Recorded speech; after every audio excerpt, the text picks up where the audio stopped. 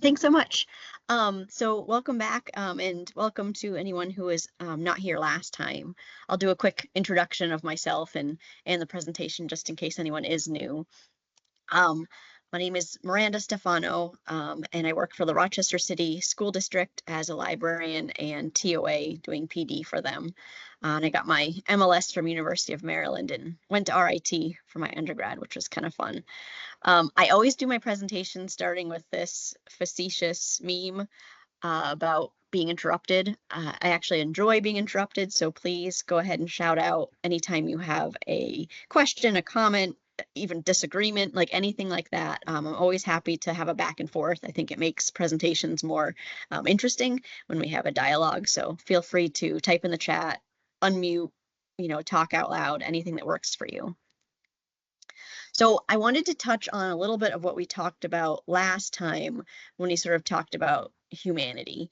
And I started about humanity being used against us last time, but right today we're talking about the tools to identify misinformation and, find out what's true online.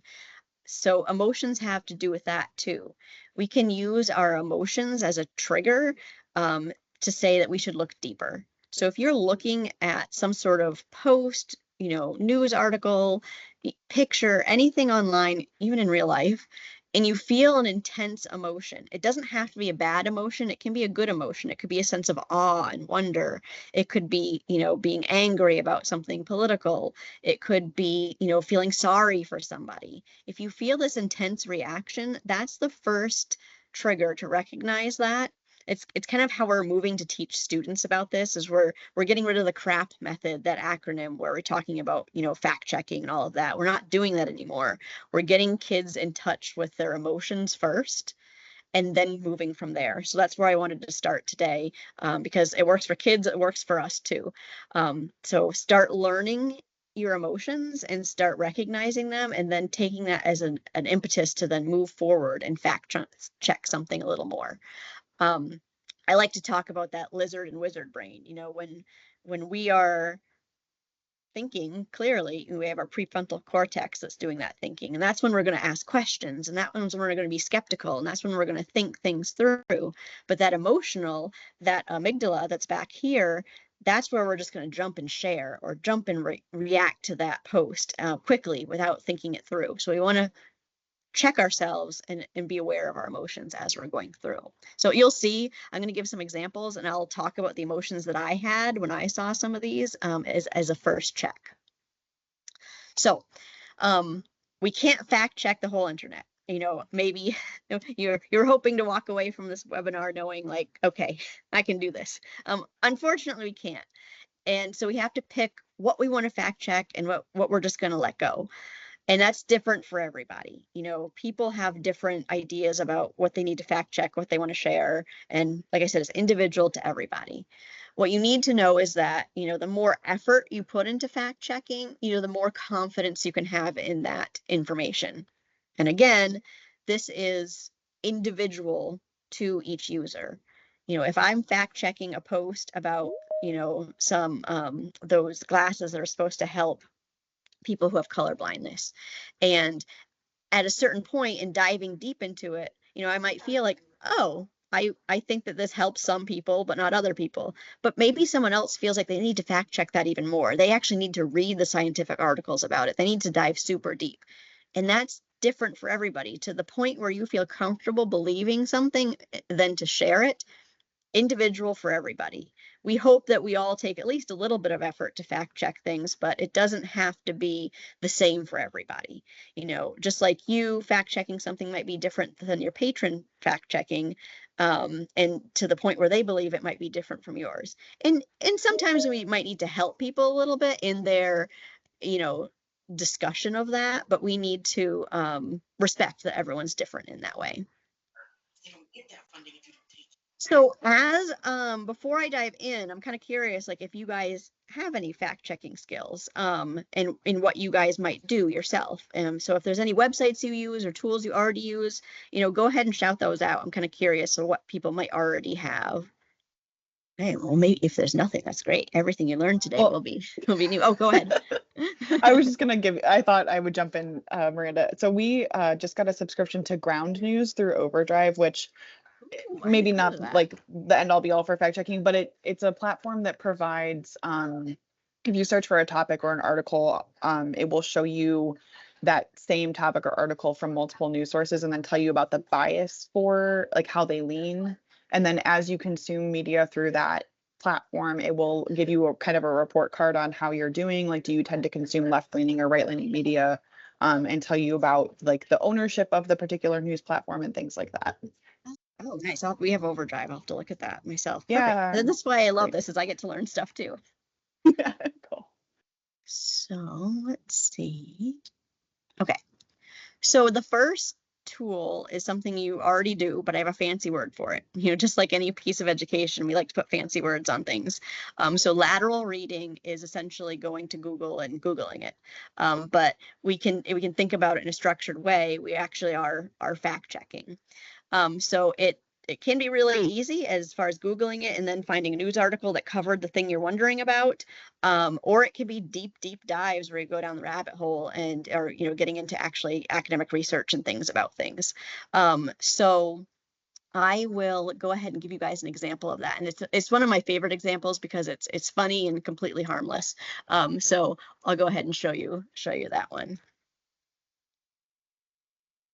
So we've got Okay, so it's a post and about COVID. And so it says, a friend who's fully into the COVID conspiracies sent me this post that says Captain America predicted the coronavirus outbreak in 2011. And while it's obvious BS, I started fixating on that circled image on the right. Now you can see the circled image on the left is a bottle of Corona beer. And then there's a picture a little close up here. You can see it. It kind of looks like a blown up picture of a microscopic image of corona, a cell. So he began to investigate, and he's doing lateral reading. So he's looking other places besides this post. So the first thing he did was like, well, it kind of looks like a YA novel that I had read. So he Googled the name of the book and pulled up pictures of it, and he's like, no, it is a circle, but it's different. So he kept looking. So he had his friend Wes help him out, and he was able to like zoom in a little better, screenshot from the movie, and they're like, yeah, it does look familiar. And at this point, I'm curious if anyone, has an idea of what it might be, or questions they have about it. Okay, so they took it Miranda, further. Oh can yeah, you see sorry, go the ahead. chat? Somebody asked if it was fireworks. Oh, perfect. Yes, I did just see that. Yes, fireworks. Yes. So good guess. Someone in my previous class had thought fireworks too. Good. So what they did was they went to find the filming date because they knew this was from a movie. You can easily look up where a movie was filmed. So they found on Wikipedia that it was filmed in New York City, Times Square, and they found the date that it was actually filmed, this specific date, April 23rd, 2011. Times Square lighted ball drop. Nice, nice. Yeah. So maybe because you know the area, it's Times Square, that makes a little sense. Making those connections, like this is a skill that we develop by practicing. So this is great. So knowing where and when it was filmed, they went and scoured things they thought it could be. Their first thought was maybe a Broadway show because those are always have posters in Times Square. So they found all of the Broadway shows and movies that were happening in April throughout the summer. Nothing looked like this circle there.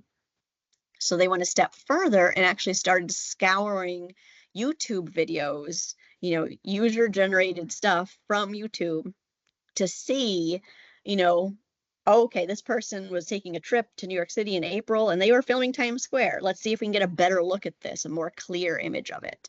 So they were scouring all of these videos, and Wes found this picture, which is a different angle. You can see it a little better. And he was able to zoom into it and see what it was. I was kind of, now that we can see a little bit better, anyone have any other ideas? Or we had fireworks and Times Square, lighted ball drop, which you guys were very, very, very close. Just one key component is missing from your guesses. A flower. Nice. That's a good guess too. So it was an advertisement for New Year. Ball drop, good connection. It was an advertisement for New Year. It is supposed to be a firework, but it's made of spaghetti.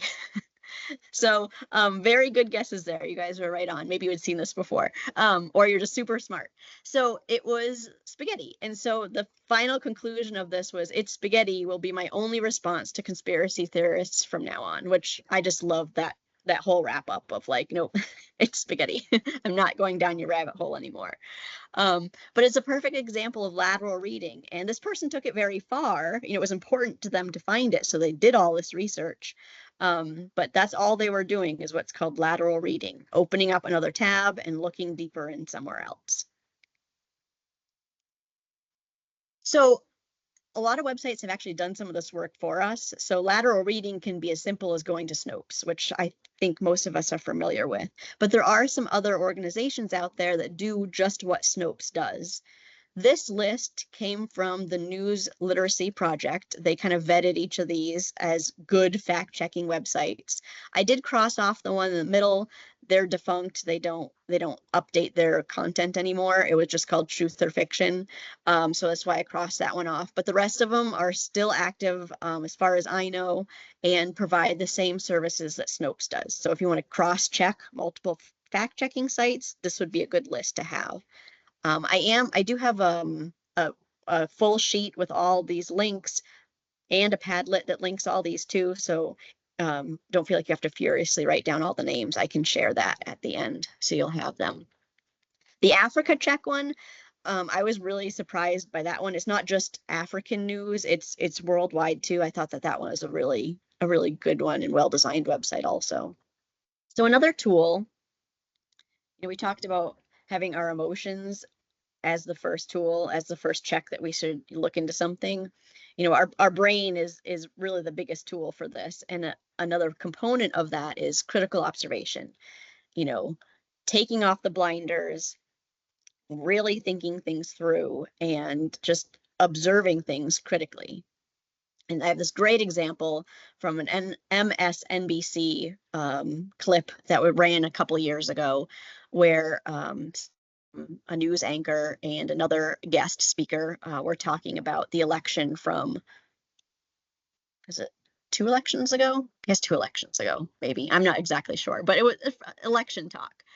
So I'll go ahead and play it. And as it's playing, if anyone kind of catches, what they might want to fact check here, you can go ahead and shout that out or type that out. Somebody tweeted recently that actually with the money he spent, he could have given every American $1 million. I've got it. Let's put it up on the screen. When I read it tonight on social media, it kind of all became clear. Bloomberg spent $500 million on ads. U.S. population 327 million. Don't tell us if you're ahead of us on the math. He could have given each American $1 million and have had lunch money left over. It's an incredible way of putting it. It's an incredible way of putting it. It's true. It's disturbing. Just the last few words that lady says. It's true. It's disturbing. So did anyone catch what might have been needed to been fact checked there? It took me a while because I'm not good at math.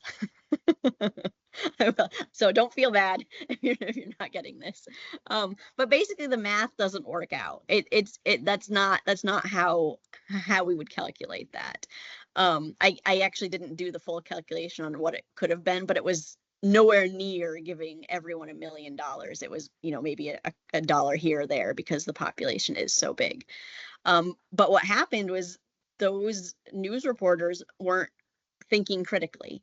They were looking for a news bite. They were looking for something to, get people talking about the election, and they jumped on this, assuming that it would be true. They were not thinking critically.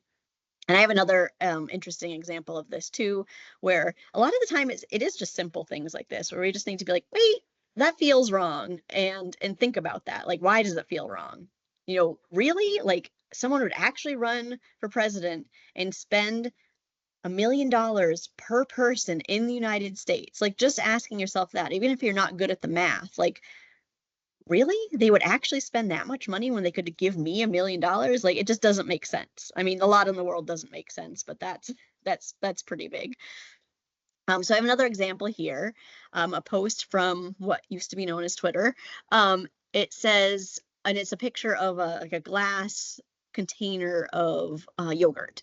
And it says, all I ever wanted from yogurt is to know who the cows are. And it has a list of all the cows' names: Myrtle, Letty, Irma, Fanny, Julia, Veronica.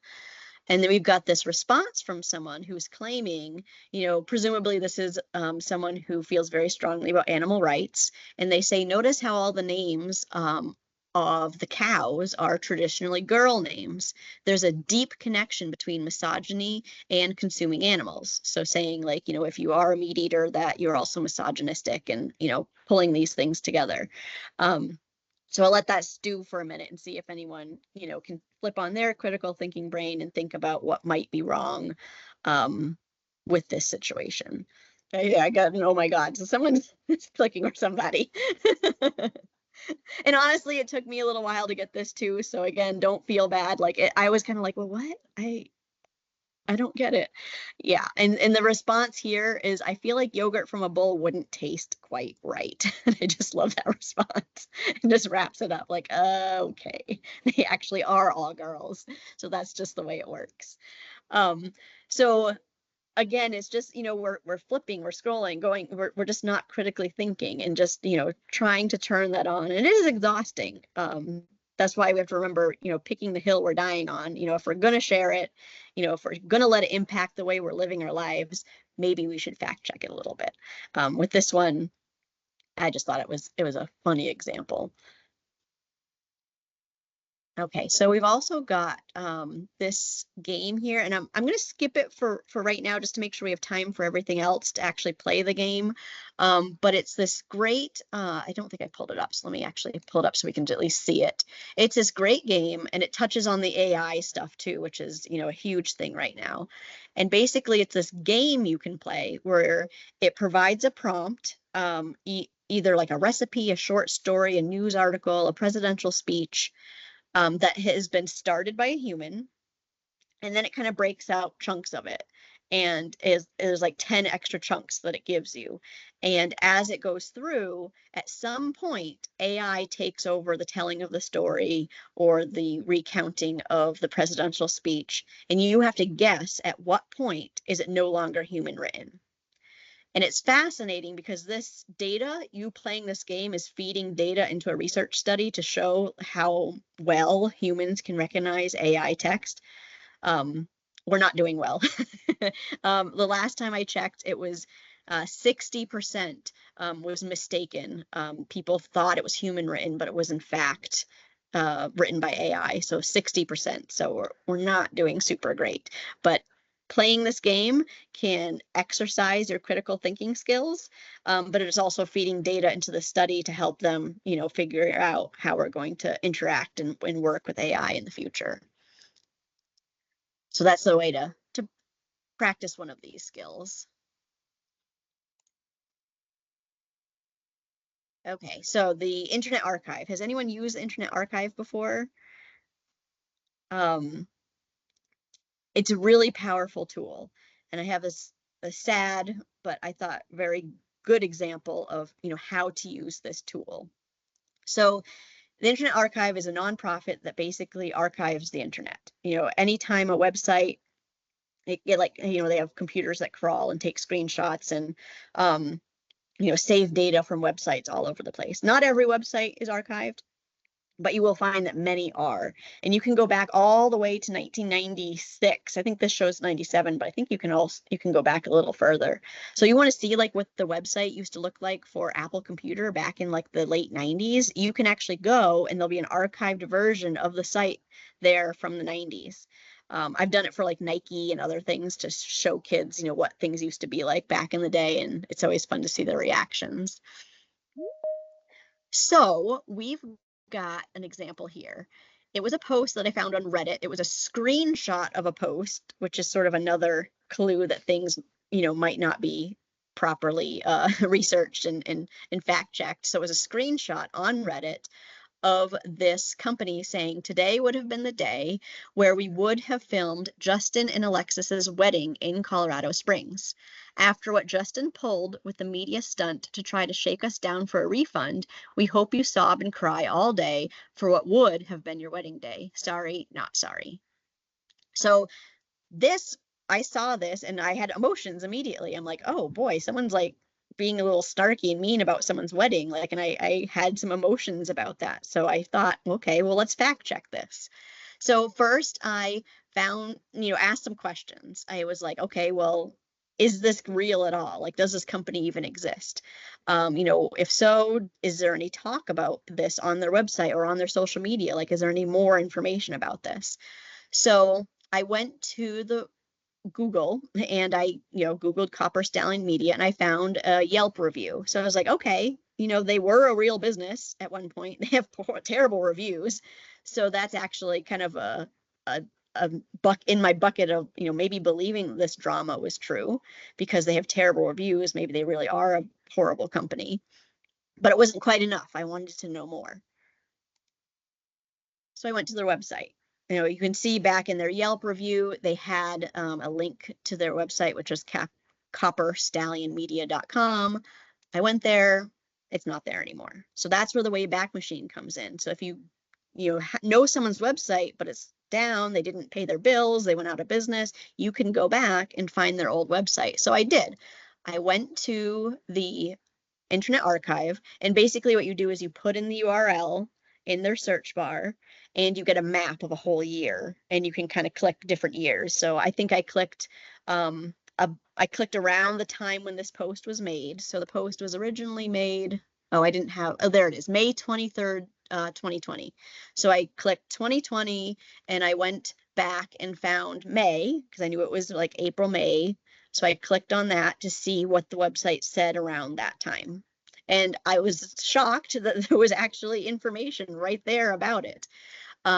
They had said that they were victims of a smear campaign for not refunding a client who died in a car accident. And I was like, oh my gosh. So like, not did they just break up? The actual, like the girl died in a car accident before the wedding. So it was even more dramatic. They signed a non-refundable contract. As a result, friends, family, and strangers have been like harassing us online. We're in contact with local authorities to what can be done in terms of criminal charges. So I was like, okay, something actually did happen here. And I dug a little deeper, and they actually, and I think this was a mistake on the company's part, in another version of their website at another time, they posted this as their homepage, which is the letter that the groom sent to the company asking for a refund and saying, well, like, if you can't give a refund, can I like keep the credit, if I do get married in the future? Like, it's a very kind email. So I'm like, I think it was a mistake that they posted this because you can see that this guy was not immediately upset and like doing a smear campaign. He was nicely asking for, a refund, or at least a credit for his money that he paid. So I was like, oh gosh, like I kind of agreed now that this company was a jerk and was not doing the right things, and that's what my personal feelings were. And I was like, okay, that's enough. I don't need to go down this rabbit hole anymore. I was like, okay, that's not my hill to die on. I'm stopping my research here. I didn't feel a need to share the story with anyone, but personally, I felt fulfilled that I had confirmed that this actually had happened and that there was some drama and that the company was in the wrong. And that's where I left it. You personally might feel different and you want to get more into it and actually go and call people and interview people, like if you're a reporter. But for me, that was enough. And I just stopped the research there. So the Wayback Machine is a great tool for catching things that have been taken offline. They're actually also really good for finding old news broadcasts. So maybe someone's trying to spread fake news about an event that happened in the past, 9/11, the moon landing, other things that had been covered by news, local news, national news. It actually keeps an archive of both local and national news on their website. And I trust the Internet Archive. I think that it's pretty well maintained. It doesn't mean that something might slip through that's, has been created for misinformation, but I find it to be pretty trustworthy. So they even do have, I don't think they have local Rochester news in there, but I was able to find like some news things that talked about Rochester in it because that's where I'm from. So I thought that that was kind of cool too. But it is national and some local news too, if you want to go ahead and look in there and find old news broadcasts and see like what were news reporters actually saying at the time. What were people actually seeing during 9/11 during live broadcasts? If someone's trying to claim that, something happened, you can be like, well, here's the live broadcast that happened, and I can tell that that wasn't true or is true. Okay, last time someone had mentioned that they wanted to talk about like image searching, and so we'll touch on that a little bit. It's quite easy. It's gotten more difficult now with AI, and I haven't dove really deep into the AI portion of it, but I do have one tool that I found that I think can be a little helpful. So here I have an example, and Reddit is a great place to find cool information, misinformation, and interesting things. So again, this is a screenshot that I found on Reddit. It's a screenshot of a post where it says "woman struck by meteorite," and it has this picture of this woman who has a nasty bruise on her side, who is, looks like she's in a hospital bed. And so I was like, oh, wow. Like, again, that triggered like the sense of awe and gross, grossness too. Like, oh gosh, it's nasty. Like I had those emotions. So I was like, well, let's see if this is actually real. Like, who knows? Maybe she got hit by a car and that's not actually a meteorite.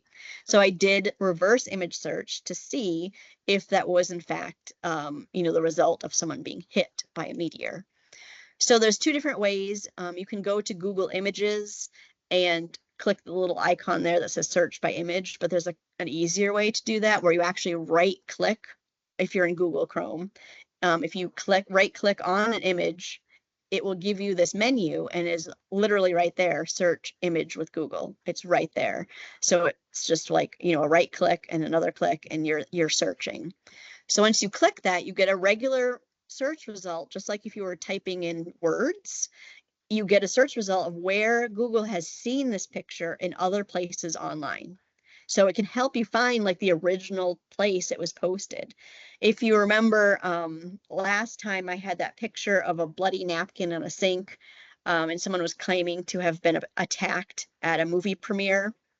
That's exactly how they fact check this, is they right clicked on the image, they saw all the times it showed up online, they saw that it was posted to Flickr like 10 years before the movie came out. So you're like, well, that's not a picture. That's not evidence at all. So that was an easy fact check right there. With this one, the first result was from National Geographic. And when you click on it and open it, you actually see like there's the woman in a news article from National Geographic talking about how she got hit by this meteorite. So I was like, great, I trust National Geographic. It happened. That's wow. Like that's kind of cool. So that one ended up, being a true. And so I was like, that's kind of cool. If you don't like Google, I used to work at an organization for someone who hated Google. So always nice to have options in case you're not a huge Google fan. Yandex and TinEye do the exact same thing, but they're not connected to Google if you want another option too. I believe that one of these, and I apologize, I can't remember which one. I believe that one of them actually comes as an app that you can put on your phone. So you can do some of the searching right on your phone where it's just an easy couple clicks too. So that's an option also. So the other one, I had pulled up the website of the other sort of AI detecting one that I wanted to show you really quick. Some of the image generators for AI, Midjourney is kind of like the top-notch one right now that creates images. There's DALL-E.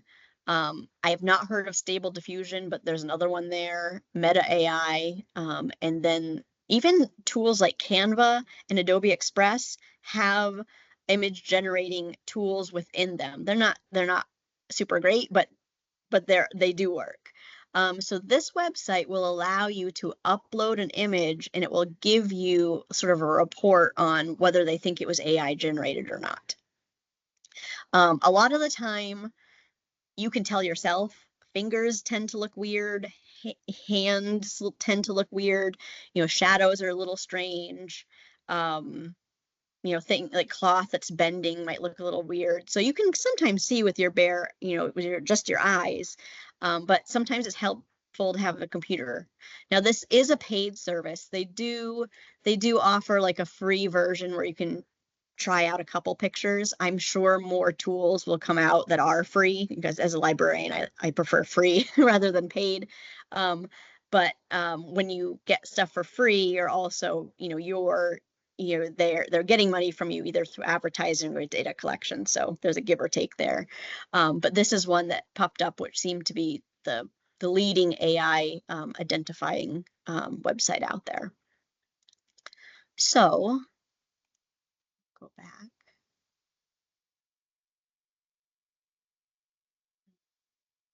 So the next one is a really another fun tool that I really like to do. It's using Google Maps and Google Earth to fact check. And you can do that.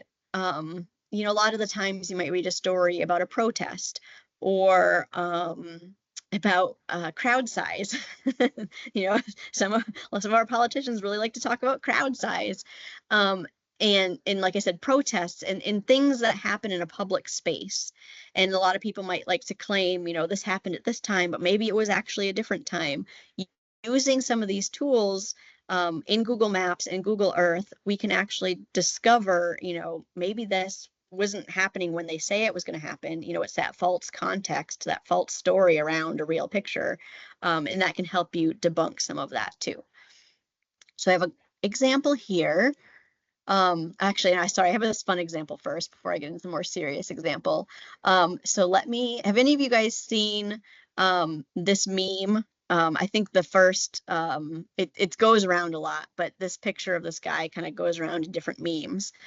And there's this guy on Instagram, and I just have to pause it and make sure I get the sound on. He is like a professional geolocator, and he has a presence on Instagram and TikTok, and he's great. He's funny because he's deadpan. He's just like, it looks so easy, like what he's doing, but essentially he's doing this geolocation like at a really high level. And it's kind of cool to see some of what he does. He doesn't give away a lot of like his method on how he does it, but you kind of see some of the results of what he does. And I thought this was a really good example to show kind of the Olympic level of this geolocation before I show you my example.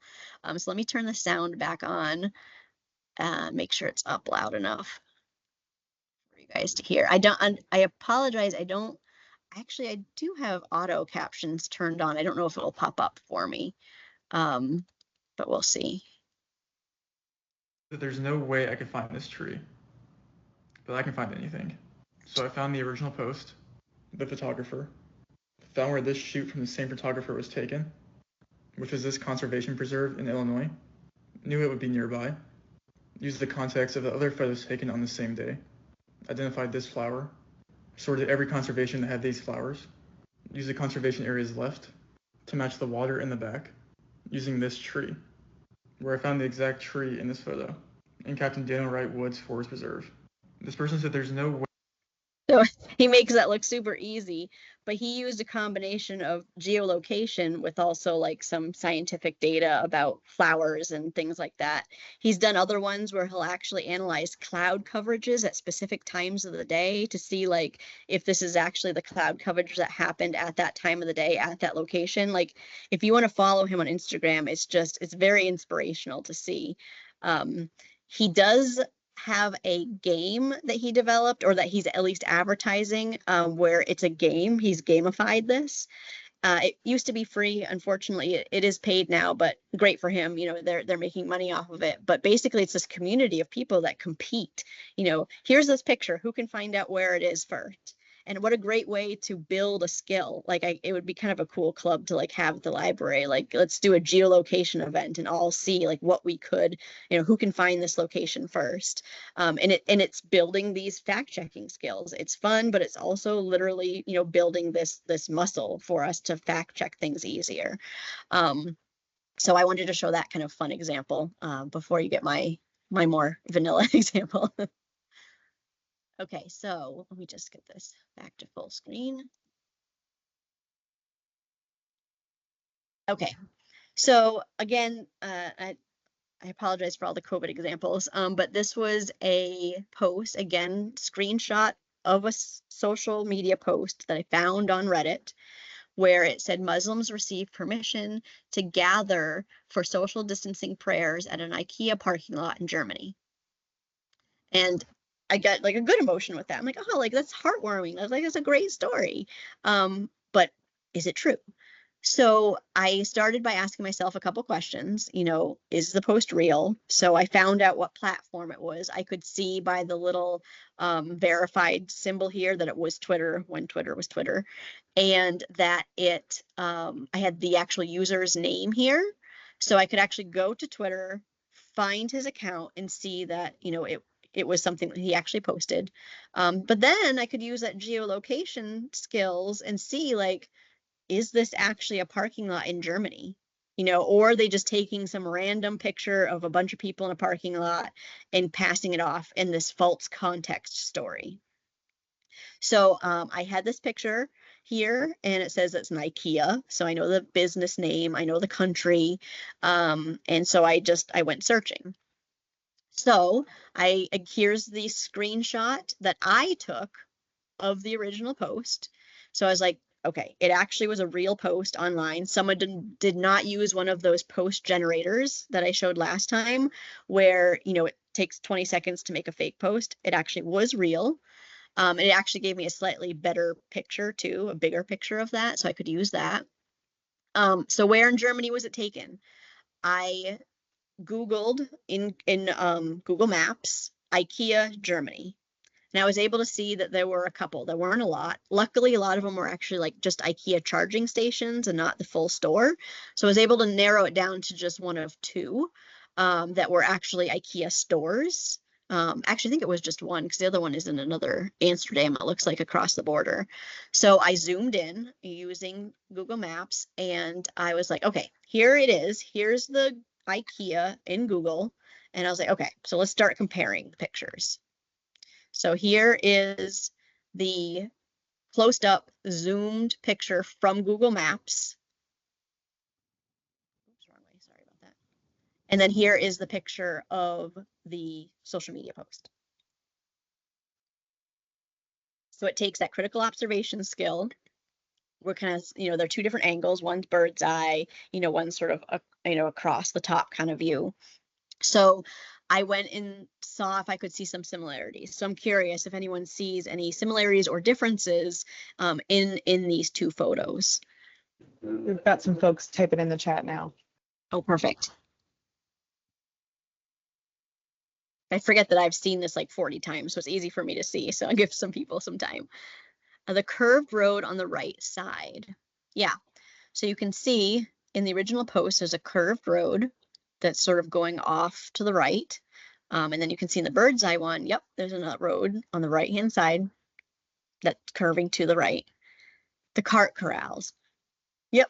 So we've got cart corrals here. Here. Looks like there's two per line here. And you go back over to the Google Maps and you can see that too. And they're covered cart corrals, and looks like they're like a light plastic clear color, and they can kind of see that in both. One thing that I noticed next to we got the crosswalk in the front too. Yep. So we got the crosswalk that going right over here to like under an awning, and you can assume that this white here is probably an awning too. And we've got that crosswalk there. One thing that I noticed too is that near that curved road, you can see the shadows of a couple signs, 3 signs And then if you actually look at the view that's sort of going across, you can see, you don't see the shadows, but you see the actual signs. You see 1, 2, 3 signs right there also. So that's something that's like less permanent. That's like still the same. Like those signs might be movable more so than a corral or the actual parking lot.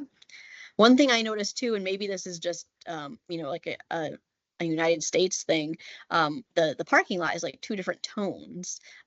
It looks like that there is a different type of material used for where the car actually parks versus where the cars drive through the parking lot. Maybe that's common in Europe, but that matches too. So like, okay, that matches too. So that was enough for me to be like, okay, same place. So I was like, this picture is an IKEA in Germany. Doesn't necessarily mean that it is Muslims praying. Could be a yoga class, it could be people on a yoga mats. So I did look a little further, and I actually did find a news article by CNN that said that covered this. So I was like, okay, I felt confident that this was real, but this geolocation kind of helped me, fact check it a little bit myself and get an idea that this was something that I did trust and believe. Okay, so I like to show the media bias charts, but this guy who is no longer with News Literacy Project, unfortunately, John Silva, talked about how we have to use it very carefully, and I really appreciated what he said about this, so I share it too. Identifying bias is very complicated and not easily formatted. It's something that requires like discussion. So when you have a chart that like puts things in grids and boxes, we have to be careful because it doesn't promote conversation about it. It just promotes pigeonholing things. So I thought that was important to talk about. And over time too, like news outlets can change their bias over time depending on who's working, who's leading the company. So it's not something that we can just say this is bias left or right. We have to sort of talk about it as a whole. Especially too, like, one reporter from a news organization might be an amazing reporter and does not have bias in their writing, but maybe their organization as a whole is sort of known for being biased. We have to take each individual article and analyze that too. But I do like to show the chart because it is helpful. And I'm sure you guys have all seen the static version of it, but what's amazing is it was a lawyer who originally created this. She's actually made it completely interactive now. And she puts in her method, I'm not going to be able to pronounce that word, methodology, in how she makes the decisions on where things land on the chart, which is important. Like knowing how she comes to these decisions is really important because it creates a line of trust with us and her. So I believe you do have to pay for the full version now because it became so successful, but there is a version that you can view for free, I believe. So here's the interactive version, and you can see it's grown. If you saw the old version, it was much less cluttered. But you can see there's some ways to sort of sort out different ranges here. So maybe we won't only want to look at podcasts. So we click those off, and here are the podcasts. And it goes basically, top is the stuff that's more reliable. Bottom is stuff that is, less reliable, is sharing information that's not true. And then of course we have the left and the right, which is like political bias. So it's really just talking about political bias here. So we've got extreme right over here. Let's see what's landing on here. Louder with Crowder. And then on the extreme left, we've got Tony Michael's podcast. So if you're interested in listening to a more balanced podcast, right smack in the middle, we've got the Wall Street Journal right here. But, we've also got some NPR here. And Potomac, I used to live right there. You would think I could pronounce this river's name. Potomac Watch. So we've got those up there too. So it kind of gives you a little bit of a guide. If you're hearing news from an outlet that you have never heard of before, you can go here and be like, okay, where do they fall on this bias chart? Should I take what I'm hearing with a grain of salt, or should I look into this a little bit more? So that can really help us too, as being another small tool to use, in your whole toolbox. So that's an amazing tool that I like. And I have the static version here in our presentation.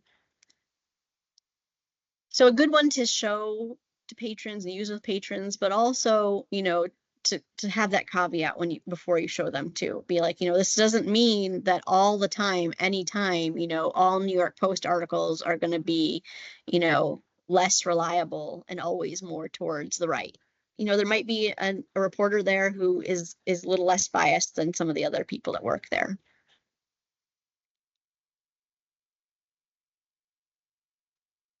Okay. So helping others with this. You know, you guys are all here, so it's obviously something that you're passionate about. But sometimes it's the people who don't know or don't want to know this information that we really need to reach the most, or would like to reach the most. And it's hard because, and I need to actually pull this research and cite it properly, but there has been research done that shows when you show evidence to somebody, you know, contrary to something that they believe, that they will dig in deep in their beliefs, even though they see that evidence. So, and it's not true all the time, but in the specific study and the way they had it set up, it worked that way. So it kind of leads us to think that sometimes if we try to, you know, inundate someone with evidence, sometimes it can have the opposite effect. It can actually have them double down more and believe what they believe even more. So we have to be careful in how we approach it. And there's no magic way to approach it, but having the emotional awareness, first of all, and explaining, you know, that before they believe something, before they act on something, before they share something, be aware of your emotional state. And before you take that action, make sure your emotional state is more neutral and not, you know, heightened before you do that. You guys are here, you're already educating yourself, which is a great step. Offering some workshops like this to your patrons is great too. I don't remember if I actually showed you guys the News Literacy Project website last time, so I'll pull that up in a second.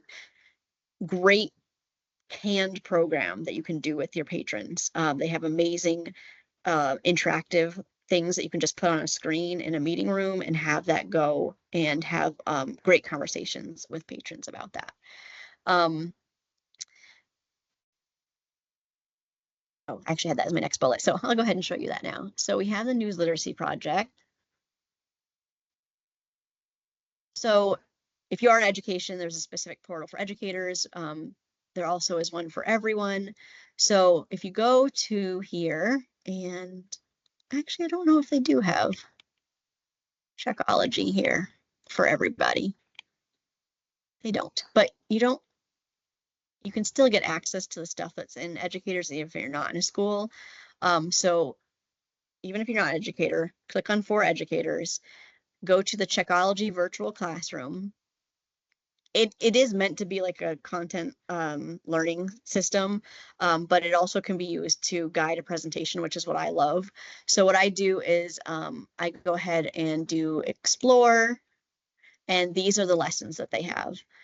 What's great about them is that they are fully self-contained and easy to put on a smart screen and guide a discussion with people. Where I got a lot of my information for this presentation is this misinformation workshop here. So you click on details, and I think even if you say preview, I think it allows you to go through the whole thing. So you go to preview the lesson, and it's filled with videos that give examples. It's filled with interactive components where you have to mix and match things together as a group. So let's see if I can find one of those that are up here. Oh, I guess you do need to sign up for it, which is a little obnoxious. I don't know how strict it is about proving you're in a school or not. They've updated this since the last time I was in here, so you might have to explore it on your own. But if you can get into this educator portal and go through the whole lesson, it's actually quite amazing because maybe I'll just log in so I can show you. The mix and match things, it sparks conversation, which I think is the best part of this, is where you can have these conversations. So we got content. We'll go back, and the other good one is arguments and evidence. You talk about like how you can make crappy arguments like a straw man and other types of logical fallacies that you can deal with, and how to identify these logical fallacies, which is kind of cool. Let's go to the misinformation one again. Boop, review.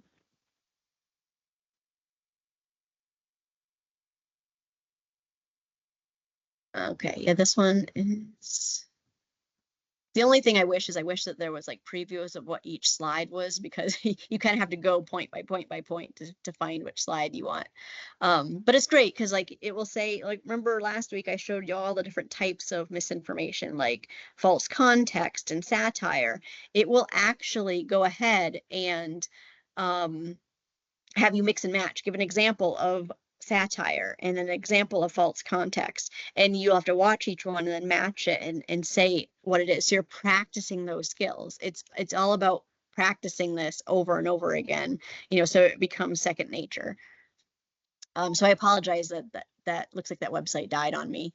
But on your own, exploring Checkology and the News Literacy Project is a great way to help patrons and other people get this information themselves. They also provide this kind of nice guide. And again, it's not a magic bullet, like a silver magic bullet, but it guides you through. If you do need to confront someone about something that they are believing online, it's sort of a step-by-step guide and sort of to help you do that.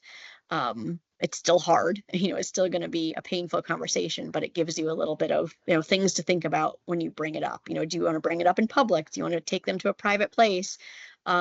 Do you, that you do need to take your time? You need to be nice and not condescending about it, and to be persistent, because probably the first conversation you have about this is not going to be like their aha moment. It might take time for them to realize, like, they might need to move on from something that they've believed for a long time. So this other chart, this final chart I have, is really cool because something, again, we don't talk about as society enough is the levels of scientific evidence. So I found this really helpful. We hear things, especially when it comes to health things and health food and ways to, lose weight and ways to deal with your hormones. People talk about anecdotes a lot, and they're thinking that that scientific anecdote is scientific evidence, when it's not. It's the very bottom of the pyramid. Like, it's important and we need these anecdotes, but we need to realize that we shouldn't be like believing something to be an end all fix to something, maybe until it's got up to this randomized trial portion. And there's a long ways to go between an anecdote to randomized trial. It takes a lot of steps. And so people need to be patient as scientific research comes out, that we get these expert opinions and case studies and even cross-sectional studies that they're great, but they still have work to be done until they get to this point where we really can, completely act on these things and invest in these medicines and things like that. So I think explaining to people that there's these different levels of scientific evidence can also be really helpful. So I'm gonna, I think, one more thing, but I want to have a little bit of time for questions if there were any too. Oh, I think that was it. So I do have, like I said, this. Oh, I guess I don't have it up here anymore. Had a Padlet somewhere here. That has all the resources, but I will send the link to you guys so we can all see it. Oh, Zoom thing is blocking what I need to be. There it is. So this is I have this all on a piece of paper too, if you're not a fan of Padlet, but we have all the skills here at the top. We've got all links to all these fact-checking tools. I have some examples that you can like practice fact checking on, which are kind of fun, and then just some extras at the bottom here that you can go through and check out. So I'll share that link with Erica that she can email to everybody, so you have some notes to work from today. But we have a few minutes left, so I wanted to take some questions if anyone had questions at the end here. Oh, good. I'm glad you guys all feel so confident now. Oh, good. I see someone typing. Do you feel like your students are gaining these skills as we work with them? So a little bit. So I started teaching this when I worked at Hillside Children's Center here in Rochester, and I used to teach it to middle school students. And and I remember them like showing me all these posts they saw about like ghosts of rappers and how they believed that these ghosts were here doing things. And I remember like teaching them, you know, how to fact check that. And I kind of like I saw sparks of like understanding that they had. And I think that a lot of librarians now, you know, reading and books are amazing, but I think a lot of school librarians are seeing like we need to maybe put more of our focus on some of this and teaching these skills, and you know keep our, you know, our reading and our books and our love of reading and all of that stuff too, but then also make this a passion. I did just get a PD, a professional development, from this woman, and I'm forgetting her name, and I think I don't have her book right in front of me, but she does a workshop, and I think us taking a step away from teaching this through the CRAP method, you know, the currency, relevancy, authority, like that acronym that we used to teach this from, I think taking us away from this like checklist of fact checking and making it more human and like a process. And that's what this author has done. And I think that that is becoming a movement. So I'm hopeful that once we get this away from this boring crap checklist and more towards this like skill that we're building and this just a different way of looking at it, I do have some hope. Let's see, what would you recommend if someone simply won't believe the correct information in front of them? So there is an amazing module, and again, I hope you can get access to this Checkology classroom. There's one specifically on, sign in again, conspiracy theory, and it's not just on conspiracy theories, it's on conspiratorial thinking. And well, that's great because you're not attacking the conspiracy theory, you're attacking, and attacking is the wrong word, but you're attacking the way the person is thinking. And yeah, I guess attacking is the wrong word, but like you're recognizing and learning like this, the way you're thinking is this, and it gives you a little insight on how to talk about that a little differently. So we can say, we pull up this conspiratorial thinking lesson, and actually there's some cool, again, let me pull this up because there are guides that go with this. I was just going to see if I could grab one of those instead of going through the whole bit here, resources. And I think that's a key, you know, for someone who's just believing these things that you know, that obviously aren't true. You know, it is conspiratorial thinking, like they've fallen victim to this mindset. And the basic message is that it's, you know, it's, again, it's feeding into our humanity. We want to feel like we're in the know, and we're in the know because we believe this conspiracy theory that we know and you don't know.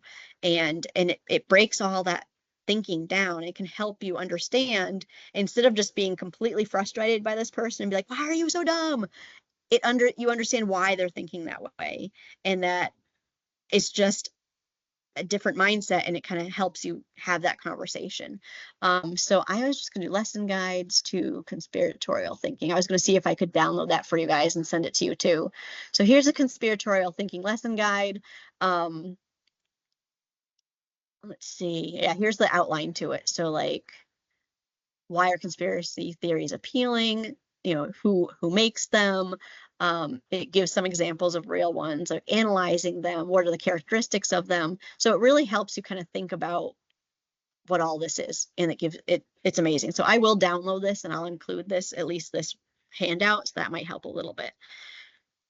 But I myself, I mean, I have family that it's just too stressful. So I just don't.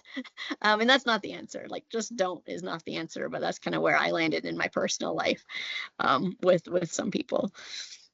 I see someone else is typing here too. Before I ever try to challenge someone's quote wrong ideas, I will ask a person why they think the things they do and where they got the information that makes them think. Yeah. And that's where you can pull out these tools. Like if you ask them where they got it, you can pull out that bias chart, and maybe the resource where they got this information from is way on the bottom, where it's like, you know, not factually accurate. And you'd be like, you know, can you find this information where it's higher up in the chart, you know, left or right? Is it higher up in the fact, you know, trustworthy area? And it's hard because you're fighting against people who are saying that, you know, the mainstream media is lying. So it's a very complicated thing. It just takes little bits and pieces of sharing some of these tools and some of these ways of thinking with them, and to slowly, you know, break down that barrier of conspiratorial thinking. But yeah, I would definitely recommend this lesson, and I'll download all the resources I can from it, and hopefully find a way for you, you know, if you're not in a school, to access it too, because it is pretty powerful. Thanks for doing that, Miranda. Oh yeah, no problem. I think it See went somebody else typing.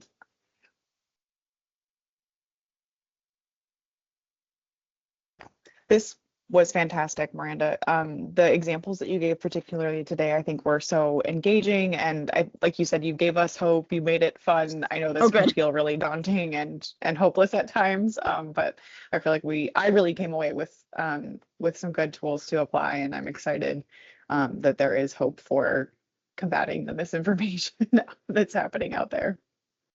Yeah, and it's hard because you want to walk away and be like, I have the magic fix, but no. We just slowly pick away at it.